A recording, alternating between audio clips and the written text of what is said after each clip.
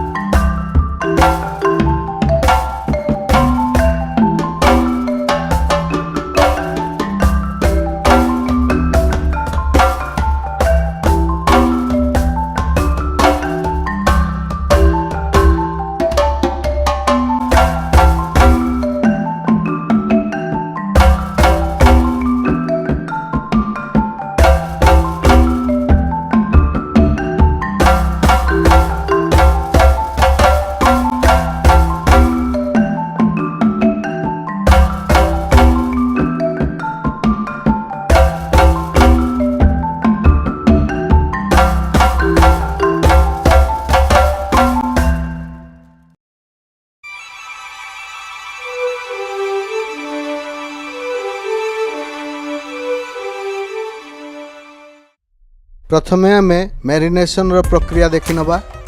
Marination खाद्य को भल भाव में मिसाई फ्लेवर देवार साहाय्य करिथाय। प्रथमे बटा मसला और विभिन्न मसला गुंड को चिकेन रे मिसाई दियंतु।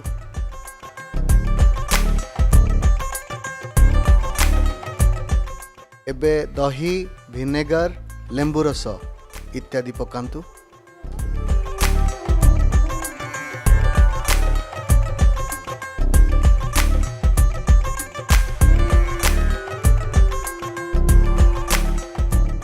चीनी और लुण दरकार मुताबक पकांतु।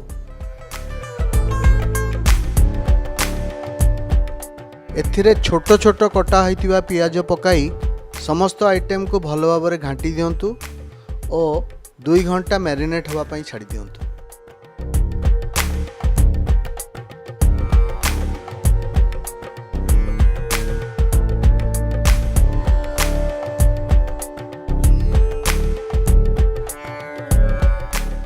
टमाटो जहाँ को आपण छोट छोट पीस करी काटी रखिचंती ताकू 2 मिनिट ग्राइंड करी नियंतु।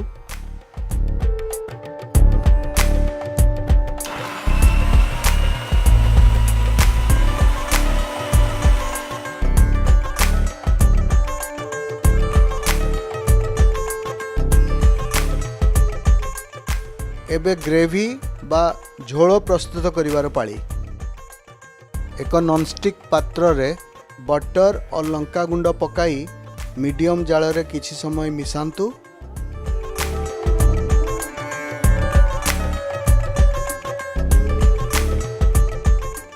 एबे छोट कटा होइतिबा अदा पीस पकांतु।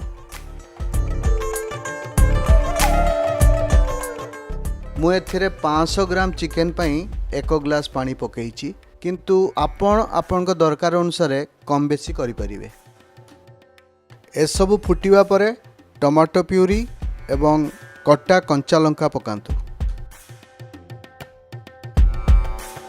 लुण, चीनी इत्यादि मिसाइबा परे भल भाव में घांटंतु और फुटिवा को दियंतु।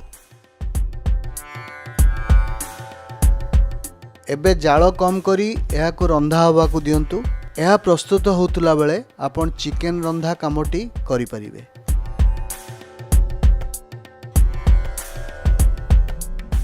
चिकेन रंधा पई प्रथमे बटर को गरम करंतु।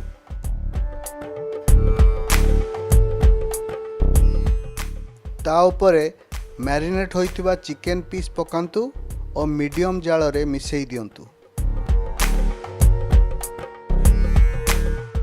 3 मिनिट मिसेबा परे यह को ढांकी दियंतु और अल्प जाल रे 10 मिनिट सिझिबा को दियंतु।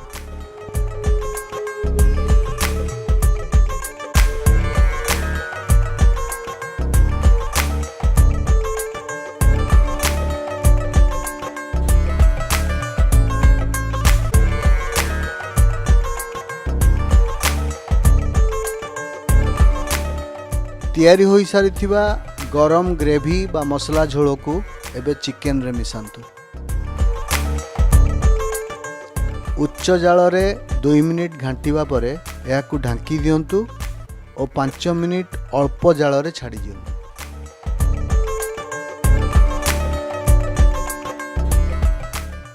एथिरे क्रीम मिसांतु और उच्च जाल रे 2 मिनिट पर्यंत रांधंतु।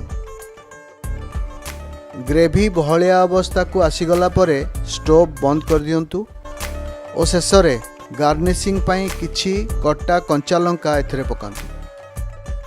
एबे आमर अमृतसरी बटर चिकेन प्रस्तुत।